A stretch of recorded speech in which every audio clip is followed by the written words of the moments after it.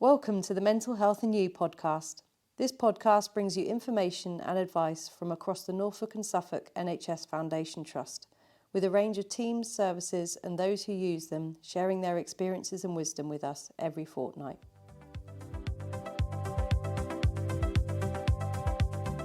Hello, my name is Donna Ireland and I will be hosting today's podcast called A Day in the Life of a Research Nurse. Joining me to answer all the questions are senior research nurses Zoe Inman and Claire Rishmiller. Over to you, Zoe and Claire, to introduce yourselves. Hi Donna, I'm Zoe and I'm a registered mental health nurse and I've been working in the research department for 10 years.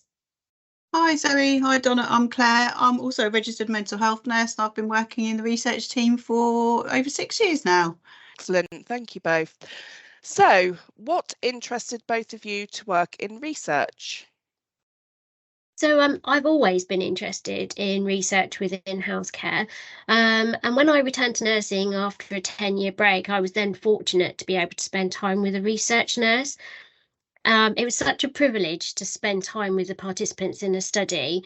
They were giving up their time to talk about their experiences, share information about their lives, and it was to help others in the future. That's still my favourite part of being a research nurse, is actually spending time with participants. Claire? Yeah, so my research career began when I was a student mental health nurse. So I got to know the research team here in the trust while I was on placement in the memory team. And I chose to spend a few days with the team for my elective placement. And again, I was lucky to be able to go out with the team, the research nurses, observe some research visits, meet participants and get to hear their stories and why they wanted to take part in research. And I also had a great opportunity to go to London and visit the brain bank. And that's part of a study that's been going for years where people donate their brains to research. So it gave me a good sort of different sides to how research works. And I just love the exploratory nature of trying to find out and discover what sort of helps people to improve their mental well-being and their quality of life and their health overall, really, and to see where we can learn and improve aspects of care. Brilliant. So, what does your role involve? What sorts of things do you both do on a daily, weekly basis? Our role is really varied. The biggest part of our role is research delivery, which includes visiting participants, collecting information. We talk at non-NHS groups. We attend clinical teams meetings where we talk about the studies that are ongoing and any new studies. We also meet with study teams. We support colleagues and students who come and spend time with us. We also do a lot of networking within the trust and, as I say, outside of the trust. We deliver training. So we deliver training, facilitate training, both within the trust, and I also facilitate training with the NIHR. And we also, within our role, continue with our professional development. Excellent. So you said about delivery being the biggest part of your role. So what does that actually mean? So the first essential part of what we do is when we talk about delivery is having informal discussions with potential participants. So they're people who may use the service or may not, just to see really what their interests are in research, what sort of research they might like to hear about, for example, and to see whether they are interested in a particular study that we might have for them. So that's the very first part of what we do. Okay, so research delivery encompasses all of these informal conversations with people that we have and the assessments and the observations that are required for that particular study. So Claire, so you say study, like what, could you actually explain what is a research study? Yeah, sure. So there are types of studies. So there's a wide range really. So that can be anything from a survey that people could do over the computer, for example, that might take sort of 10-20 minutes. And they can be anything that's more involved. So things like drug trials, where we're looking at new medications, for example, or existing medications that are already used, but for another reason, that we use them for another reason.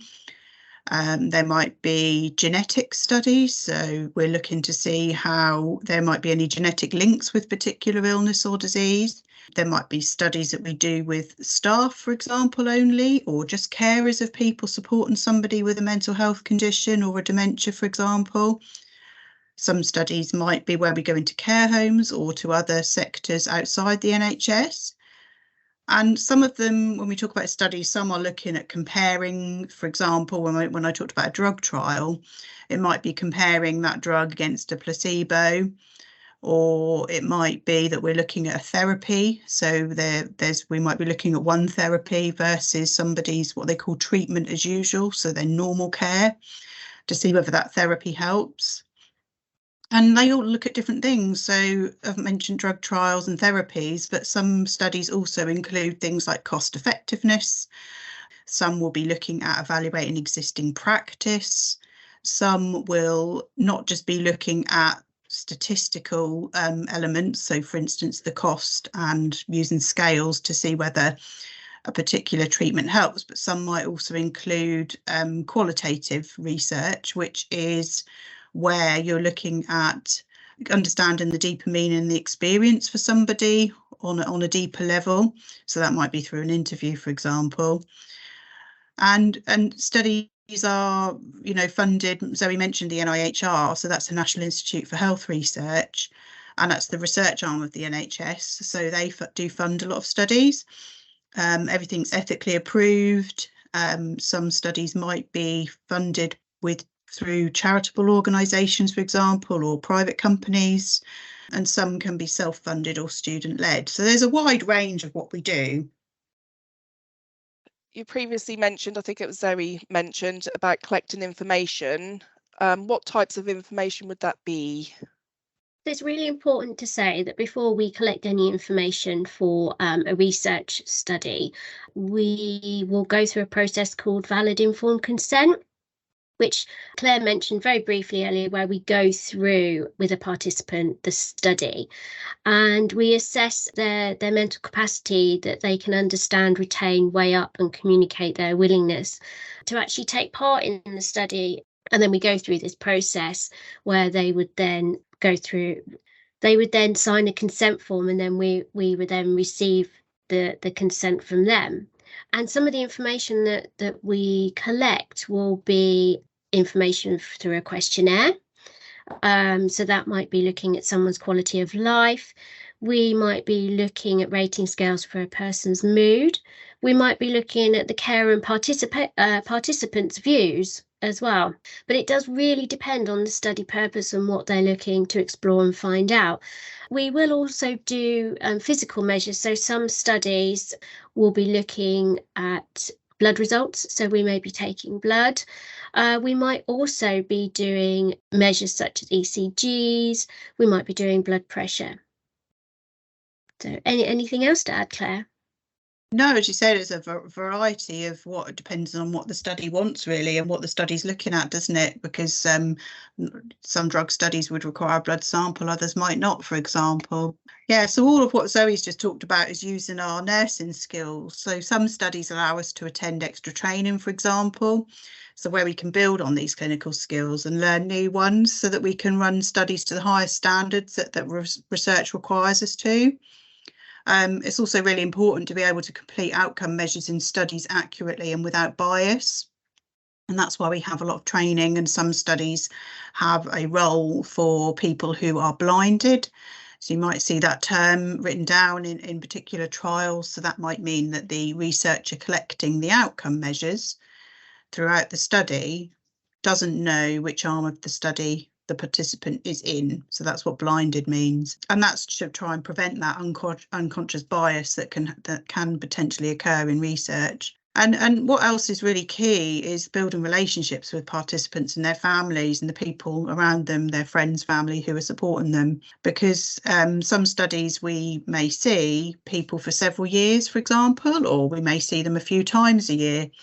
And it really helps to get to know the person, which also helps us to know and see whether there's been a change as well. So if there's a concern arising and we really know that person well, we can discuss with them and see how best we can support them. And again, with all of the clinical skills we use, the communication skills, the physical skills, the clinical skills, the assessment skills, the management skills that we have, all of that allows us to pass those on to colleagues and students. Okay, so you mentioned skills quite a few times. So how do you actually pass on these skills? So we provide training sessions that facilitate learning and develop some research skills, but also skills that can be passed through to working within a clinical environment. So this includes valid informed consent. We also offer clinical research in practice, and we also offer qualitative and quantitative methods for people who are interested in reading papers and doing their own research. We also provide principal investigator training. A principal investigator can be a medic, can be a nurse, can be an OT, depending on the study, who is responsible for a study at site. And so we offer training for them. And we also can offer sessions for clinical teams. Claire and I, we run clinical research in practice, and we've actually been out to see whole teams. So instead of them coming individually to our sessions, we offer it out as a whole. And through this, we developed a virtual escape room to demonstrate recruitment to a study. So we were trying to be a bit more active as we were doing all our training via MS Teams. Last year, we also hosted a virtual coffee morning. So that was just explaining about the research studies we do, how to refer. We also included the virtual escape room. We do hope to host another coffee morning in the spring.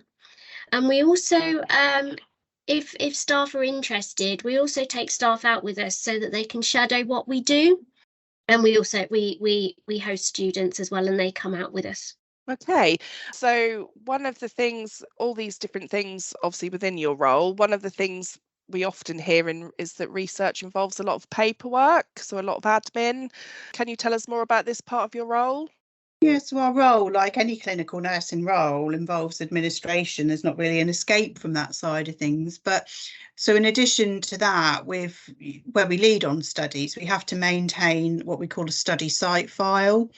And that includes managing all the documents required for the study. That includes the protocol, the information sheets, the guidelines, policies, all of the communications that occur for that study, things like meeting minutes that we have, and then anything relating to the participant's journey within the study. So the outcome measures that are collected, the consent forms that are completed. But just to clarify that any identifiable data, we manage and store that securely within the GDPR. And everything that we do requires a lot of coordination and project management, because we are trying to coordinate with different sites across the country, for example, different universities, different clinical trials units, different people that we may not have met in person as well. So a lot of what we can do is by email or by video Teams calls, for example. And it's to coordinate that study so that it's run as per the protocol. And part of also what we do is when we lead studies, we manage those here at the site that we run them in, but it also includes the setup of the study. So there's different things, including we've mentioned before about training that we have to attend to make sure everybody knows how the study's being run. Everyone's confident and competent to run that study. And what we also do is ensure through that study, in terms of the paperwork, things like the approvals are all in place, and that the targets for that study are being met as best we can. So each study will have a recruitment target. So for instance, you may be asked to recruit 10 people within a certain time frame. So you do your best within your research lead role to try and achieve that, but with balanced people's participation in research being completely voluntary, so that, you know, all research we do is non-coercive. It's completely up to people whether they want to take part or not. So, and it's always got to be the right thing for them. Well, I was going to talk a little bit about study promotion, if that's okay. Yeah. So we work with clinical teams to support identification of potential participants, and we do this by keeping teams up to date with studies. So we talk to them about what is required for inclusion. We ask teams to have discussions with service users to refer to the research team. We do provide opportunities for people to participate in research, because research is for everybody, and our participants are at the heart of research. We go out to non-NHS organisations and groups. We talk with people who have been referred to us. And we also provide content for social media. So we put things on Twitter and Facebook, etc. And when we are training, so just going back to the training, when we are training, we do promote research and how to become involved, how to talk to people about research. So again, that's developing people's skills in talking about research. Excellent. So you say there about promoting research. Why do you think research is important? So essentially, research is important because we're trying to find out about the causes, the treatments, and improving care for people to live well. So it comes from inquiry, curiosity, testing, affirmation, and seeking new knowledge.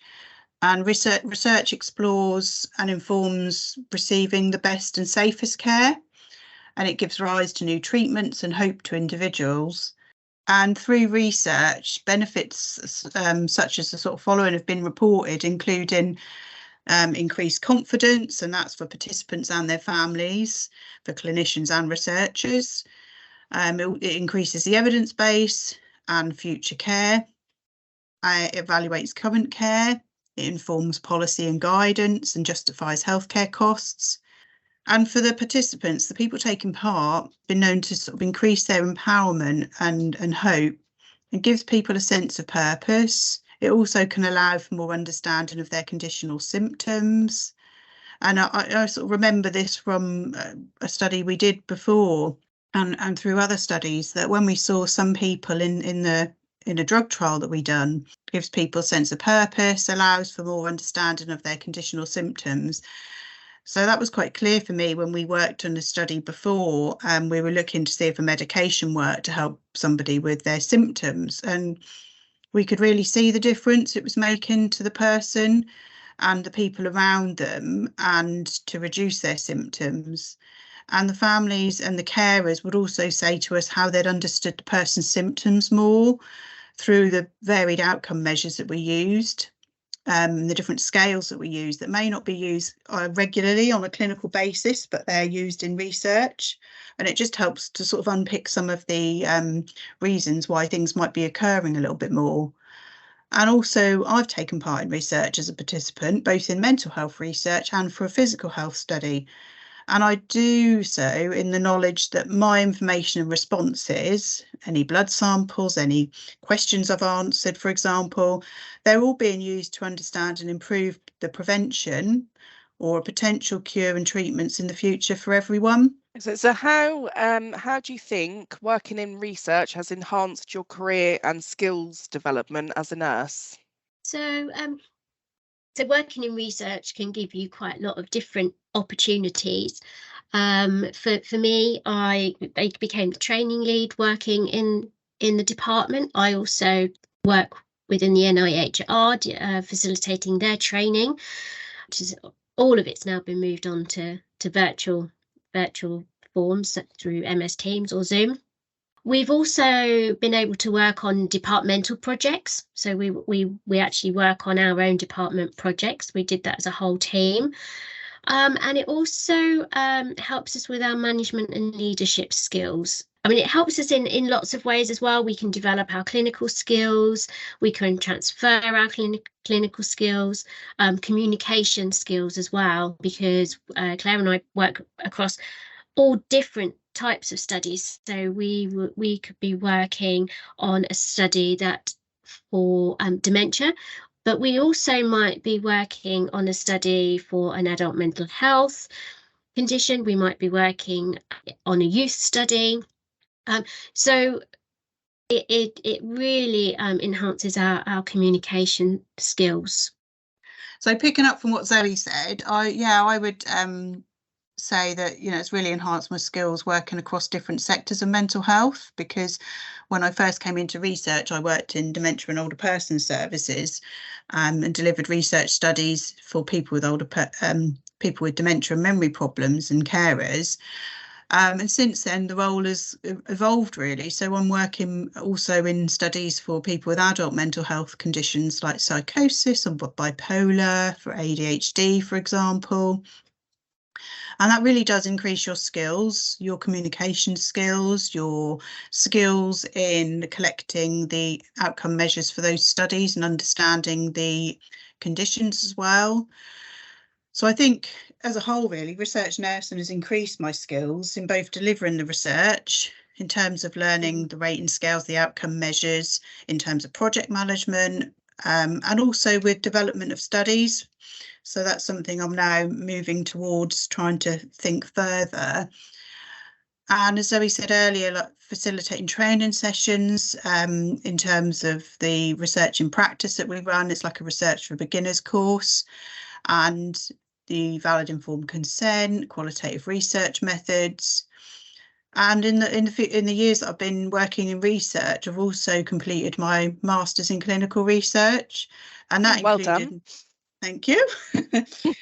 That included modules about ethics, qualitative and quantitative research methods, protocol development, and then at the end was a dissertation, which was a systematic review, which is where you look at all the literature and in the evidence base that's been published already on a particular subject, and you do that very systematically. So you look at your subject topic, and you find all of the articles related to that, and you pull them together, and you look at that, you analyse that data.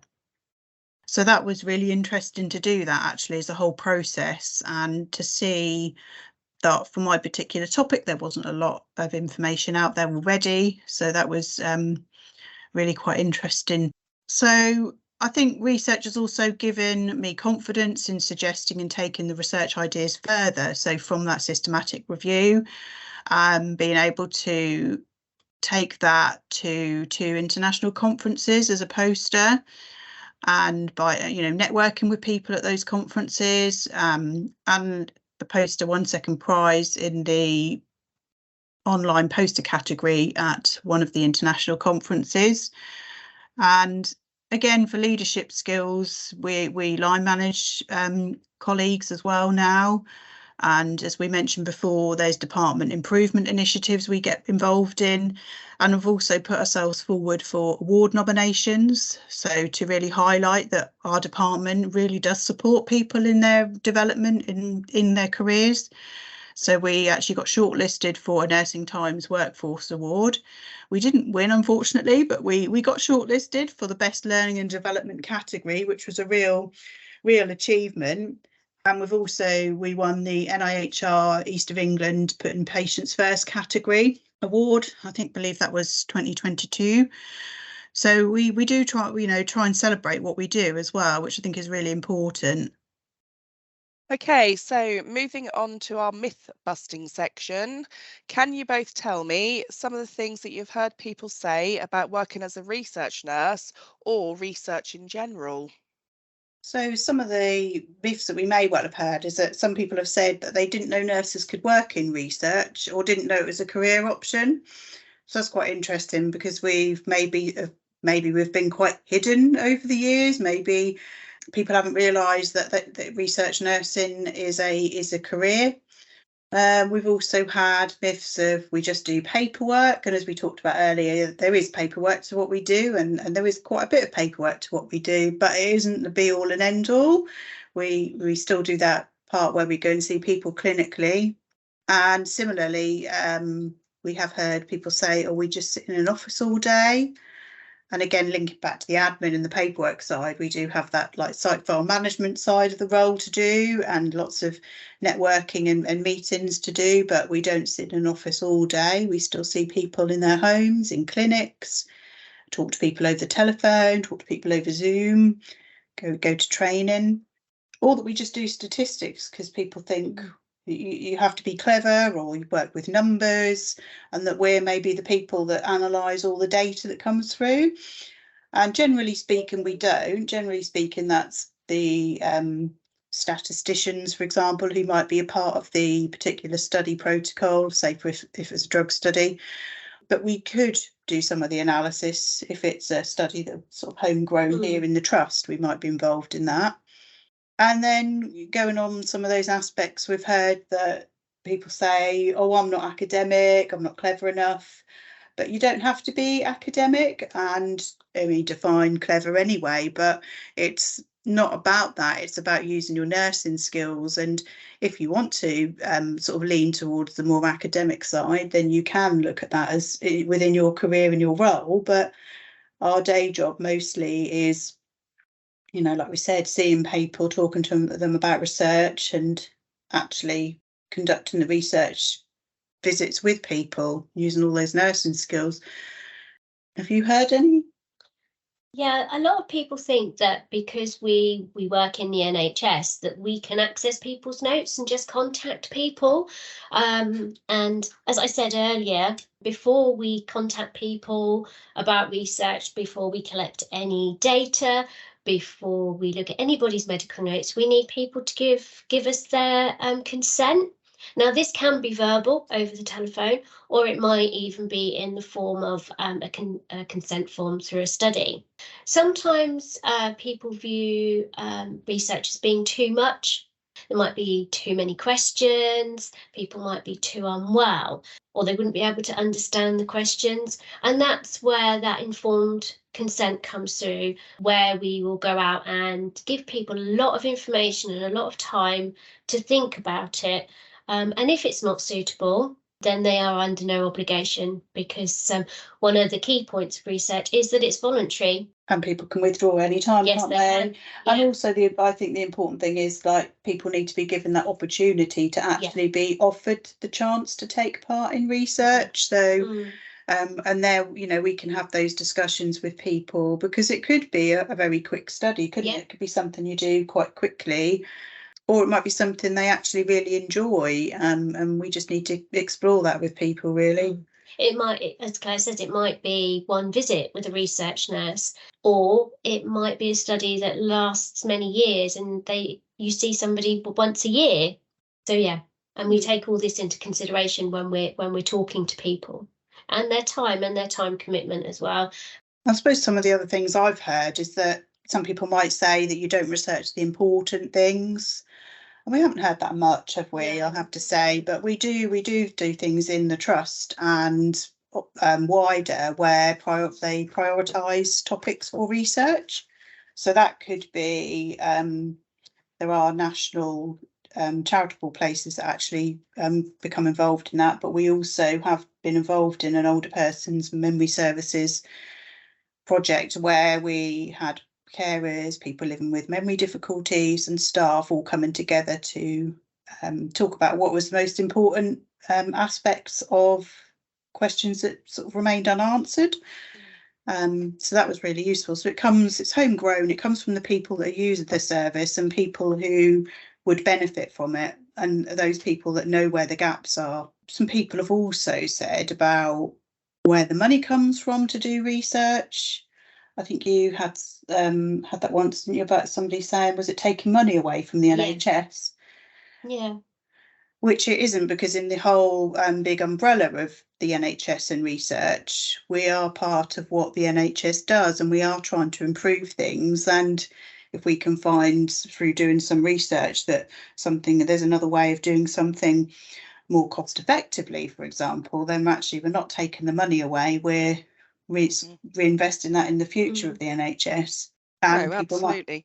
And people might question as well, like the private, when we mentioned earlier about private companies being involved, because drug companies do obviously need to develop new medications, and they, as we know with vaccines, there is an element of not just the money from the NHS being involved. So it's just explaining that to people really, and making sure that they're happy with that. But so the money can come from different aspects in research, different funders in research. And sometimes people have said that they don't know how useful their information will be. And that's where, you know, our communication skills are with them, to explain why they've been invited to take part in the research and how valuable information can be. but also, you know, appreciating that it's their choice if they want to take part in research as well. We'd always say, wouldn't we, that their information, even if they give us an answer that they might not then think is correct, or they might go, oh, I said that, but sometimes it doesn't matter. It's the whole picture that's captured. Okay, so quite a few myths there, and thank you both for clarifying those points. So Claire and Zoe are now going to share with you some of their own poetry. So tell me more about being a research nurse. Well, to start with, it's about putting the participant first. Their rights, safety and well-being are paramount. Their experiences, opinions and data we collect all count. To improve healthcare and treatment for all, for the important aspects of life that matter, large or small. How we do this involves working together, exploring ideas, asking, can we do this better? To be informed and guided by those with lived experience, including carers, staff, stakeholders and volunteers. Starting with a review of what we know already, not always reinventing the wheel. If it works, it's steady. But maybe we find we're missing a spoke or two, or the tyre is flat, deflated, or there is pressure undue. Then we need to explore different ways of looking for understanding, supporting, ensuring the wheel is well balanced and working. That it's rolling on safely well for all who need it, that the spokes are all there, the pillars of support. And we understand that there are different types and numbers of wheels, depending on circumstances, needs, and how someone feels. Some wheels of research explore genetics, other wheels test medicines or therapies. Some wheels seek to find deeper meanings. This is qualitative research, insights gleaning. To understand, develop or test theories through different methods of data collection, which may be interviews, focus groups or observation, or quantitatively using rating scales. There are many of these. Used for different aspects of wellness and illness or diagnoses. These mean that researchers can measure through statistical analyses whether the results accept or reject the hypotheses. There are also many wheels to research, a wide variety of people involved, ideas, methods, and analysis. Wheels to keep in motion, keep exploring, and why mental health research nursing is so rewarding. Well, thank you, Claire, and over to you, Zoe. Thank you, Donna. We were asked to record a podcast promoting what we do, a day in the life of a research nurse. Let me share a little with you. Our role is filled with variety and opportunity too.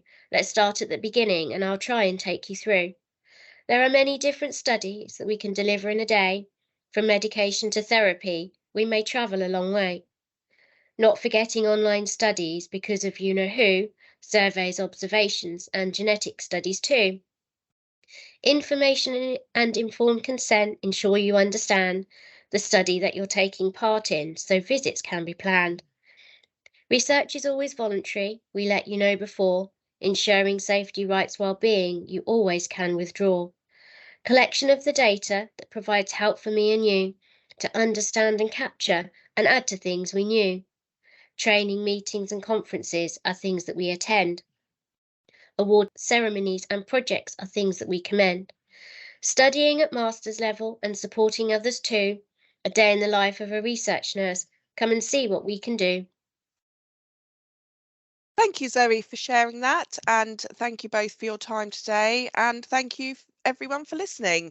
One last thing before you go, if you are interested in getting involved in research or would like to hear about research opportunities, then please visit us at our website www.nsft.nhs.uk/research, or you can find us on Twitter at NSFT Research or Facebook.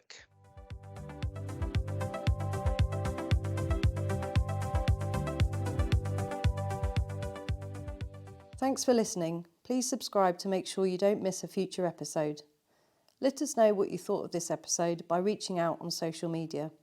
If you haven't already, listen back to previous episodes to hear some of the best mental health advice for you.